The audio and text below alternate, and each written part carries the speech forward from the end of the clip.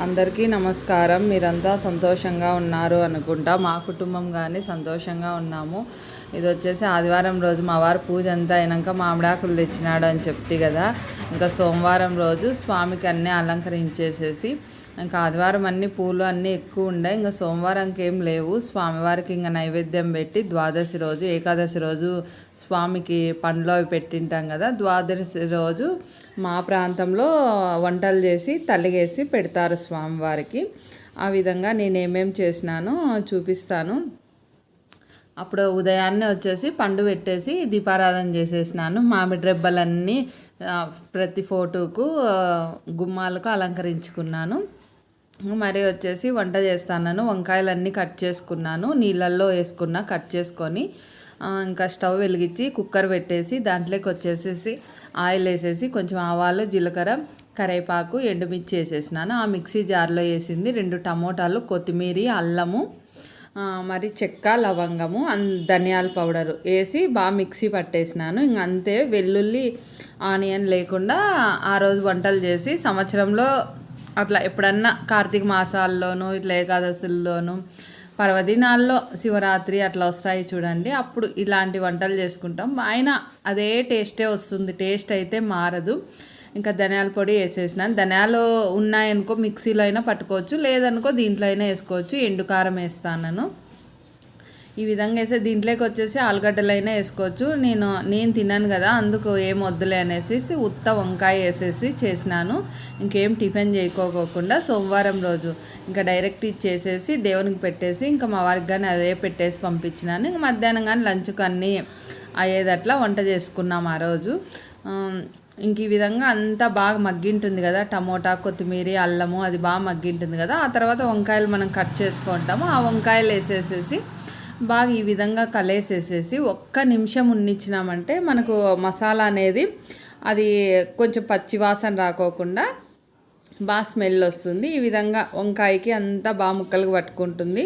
కొంచెం నీళ్ళు, ఎక్కువ నీళ్ళు వేయకోకుండా కొంచెం నీళ్ళు వేసేసి 1 విజిల్ ఇప్పించినామంటే వంకాయ కర్రీ తయారైపోతుంది. ఆ విధంగా వంకాయ కర్రీ చేసేసినాను. ఇంకా మరి వచ్చేసేసి ఏం చేసినానంటేనా, మా ప్రాంతంలో దాన్ని ఏమంటారంటేనా చింతపండు చిత్రాన్నము అంటారు. చాలా ప్రాంతాల్లో దాన్ని చింతపండు పులిహోర అంటారంట. పులిహోర అంటే నూగులు వేస్తే పులిహోర అవుతుంది. మేమైతేనే చింతపండు చిత్రాన్నము అని అంటాము. అది ఏ విధంగా చేస్తారో చూపిస్తా చూడండి. ఇట్లా పూజలు ఉన్నప్పుడు మనకు తొందరగా అవుతాయి. స్వామికి, అమ్మవారికి ఆనియను, వెల్లుల్లి లేకుండా కానీ వంటలు చేసి పెట్టచ్చు చూడండి. ఫస్ట్ ఆయిల్ స్టవ్ మీద కడాయిలో ఆయిల్ వేసేసేసి చింతపండు బాగా దాన్ని నానేసేసి దాని రసం తీసి పక్కన పెట్టుకున్నాను. ఫస్ట్ 1 అవర్ ముందు నానబెట్టుకున్నామంటే చాలా బాగా రసం వచ్చేస్తుంది. ఇంకా ఆయిల్లోకి వచ్చేసి ఫస్ట్ శనక్కాయ విత్తనాలు వేసేసిన. శనక్కాయ విత్తనాలు అనేది బాగా ఏగితేనే చిత్రాన్నంకి అనేది బాగా టేస్ట్ వస్తుంది. ఆ విధంగా ఇంక ఇక్కడ వంకాయ కర్రీ పెట్టినాను. ఇంకా మా శ్రీవారికి టైం అయిపోతుంది కదా, తొందరగా చేసి స్వామికి నైవేద్యం పెట్టేస్తే ఇంకా తినేసి పోతాడనేసి అనుకున్నాను. ఇంకా బిరిబిరా చేసేస్తా అన్నాను.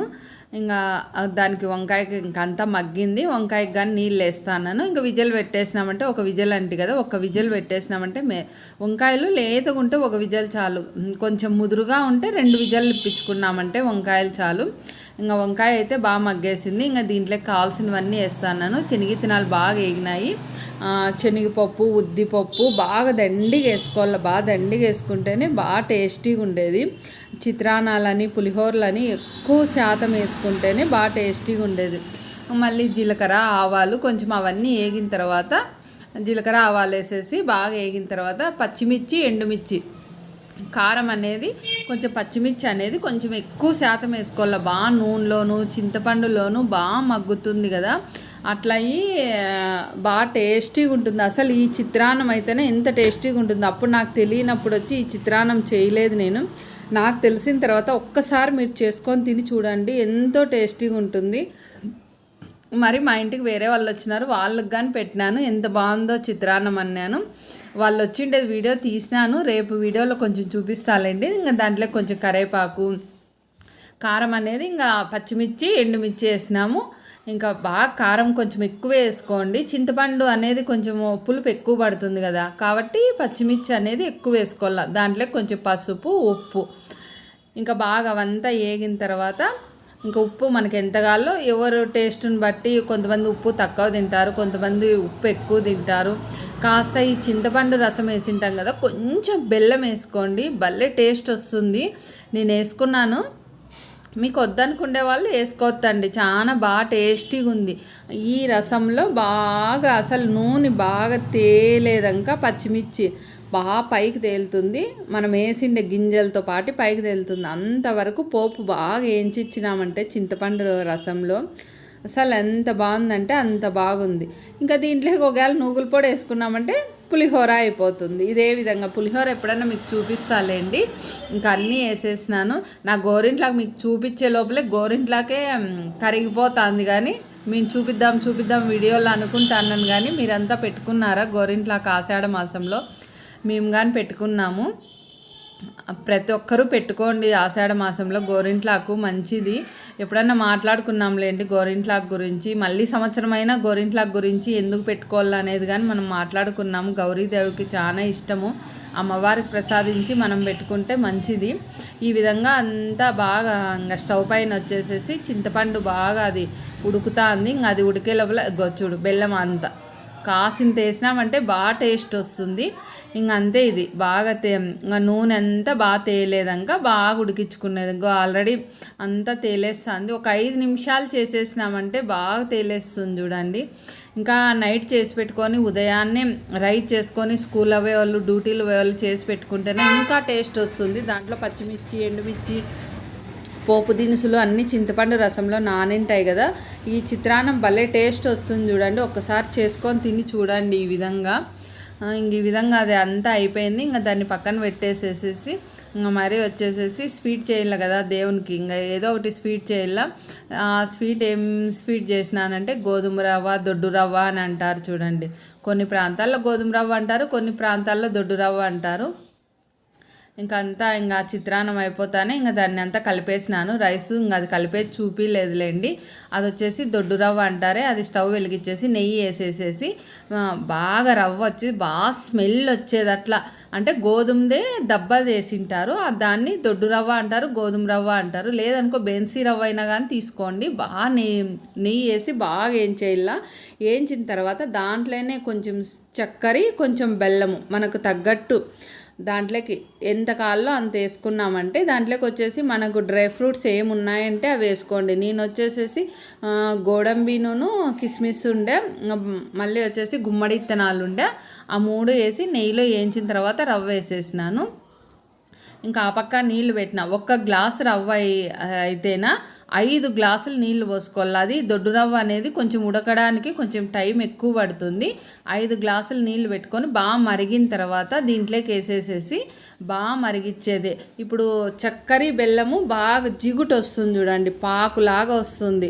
అందువల్ల మనం ముందుగా వేసుకొని బాగా దాంట్లోనే కొంతసేపు వేయించేసి ఈ వాటర్ పోసినామంటేనా అసలు ఎంత బాగుంటుందంటే అంత బాగుంది. ఇంకా లాస్ట్లో వచ్చేసి ఏలక్క కొట్టేసేసినాను ఉడికేటప్పుడు. మరి వచ్చేసి కొంచెం పచ్చకర్పూరము, కొంచెం జాజికాయ వేసేసినామంటేనా మనకు అన్నవరంలో ప్రసాదం ఉంటుంది చూడండి, ఆ విధమైన టేస్ట్ వస్తుంది. నేను తిన్నాను కాబట్టి అంత రుచిగా, అంత అమృతంలాగా ఉంటుంది, ఎంతో బాగుంటుంది. మనకు ఖర్చు కాదు కదా కాబట్టి కొంచెమే చేసినాను. ఇంకా దద్దోజనము ఇంకా మామూలే రైస్ ఉడకబెట్టుకొని ఇంకా పోపు పెట్టేసుకొని ఎండుమిర్చి, ఆవాలు, జీలకర్ర, ఉద్దిపప్పు, శనగపప్పు వేసేసేసి పచ్చికరేపాకు, పచ్చి కొత్తిమీర వేసేసి రైస్ పెరుగు వేసేసి కలిపేసినాను. ఇంక ఇవి చిత్రాన్నము, వంకాయ, మరి వచ్చేసి దొడ్డు రవ్వ హల్వా అనుకోండి, ఏమన్నా అనుకోండి, ఏదో మనకు వచ్చిన ప్రసాదాలన్నీ చేసి అరిటాకేసి నెయ్యి అన్నీ వడ్డించిన తర్వాత కొన్ని ప్రసాదం నెయ్యితోనే చేసినాను. దానిపైన కొంచెం నెయ్యి వడ్డించేసి స్వామి అమ్మవార్లకు నైవేద్యం చేసేసి మేము కానీ భోంచేసినాము. చాలా రుచిగా ఉన్నాయి అన్నీ స్వామికి చేసిండేటివి కదా. అవన్నీ తీసి మనము స్వామి అమ్మవారికి పెట్టిన తర్వాత తీసిన తర్వాత మళ్ళీ మనం తినే దాంట్లో కలుపుకొని మన కుటుంబంతో కానీ మనం ఇంటికి వచ్చిన వాళ్ళకి కానీ పెడితే చాలా మంచిది. మన ఇంటికి రానోళ్ళు ఉంటారు కదా, మనమే అందరం కలిసి కుటుంబంతో తింటే మంచిది. రేపు గురు పౌర్ణమి వస్తుంది కదా, ఇది ఈరోజు వీడియో తీసినాను. ఇది వచ్చేసి మేడి చెట్టు చుట్టూ ఇప్పుడు నేను కింద చూపిస్తేనే అక్కడ ముగ్గు బాగా అంతా క్లీన్ చేసేసి శుభ్రం చేసేసి మేడి చెట్టు చుట్టూ ముగ్గు వేసుకొని 2 నెయ్యి దీపాలు వెలిగించుకొని, లేదనుకో మన దగ్గర ఏ నూనె ఉంటే ఆ నూనెతో దీపారాధన చేసుకొని స్వామిని కానీ కొలిస్తేనా గురు పౌర్ణమి రోజు చాలా మంచిది. మనకేమన్నా దోషాలున్నా మనకు గురుబలం తక్కువ ఉన్నా కానీ మనకు మంచి జరుగుతుంది. నేను ఈరోజు ఉదయం దేవాలయానికి వెళ్ళింటే పాపం ఎవరైనా చేసుకుంటారేమో వీలవుతుందనేసి వీడియో తీసినా. మనం మరొక వీడియోలో కలుద్దాం.